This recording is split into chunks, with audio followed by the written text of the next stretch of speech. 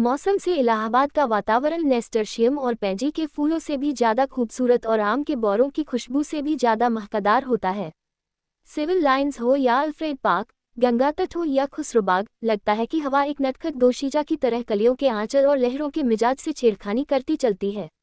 और अगर आप सर्दी से बहुत नहीं डरते तो आप ज़रा एक ओवरकोट डालकर सुबह सुबह घूमने निकल जाएं तो इन खुली हुई जगहों की फिजौल खिलाकर आपको अपने जादू में बांध लेगी।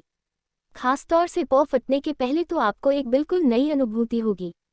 वसंत के नए नए मौसमी फूलों के रंग से मुकाबला करने वाली हल्की सुनहली बाल सूर्य की अंगुलियां सुबह की राजकुमारी के गुलाबी वक्ष पर बिखरे हुए भौराले गैसुओं को धीरे धीरे हटाती जाती है और क्षितिज पर सुनहली तरुणाएं बिखर पड़ती है।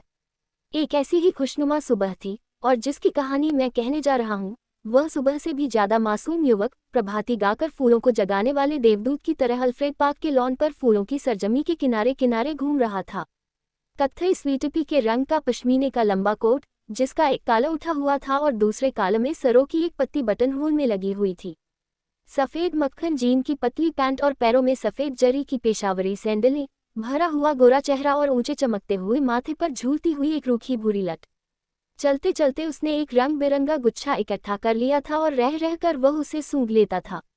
पूरब के आसमान की गुलाबी पाखुरियां बिखरने लगी थीं और सुनहले पराग की एक बौछार सुबह के ताजे फूलों पर बिछ रही थी। अरे सुबह हो गई, उसने चौंक कर कहा और पास की एक बेंच पर बैठ गया। सामने से एक माली आ रहा था।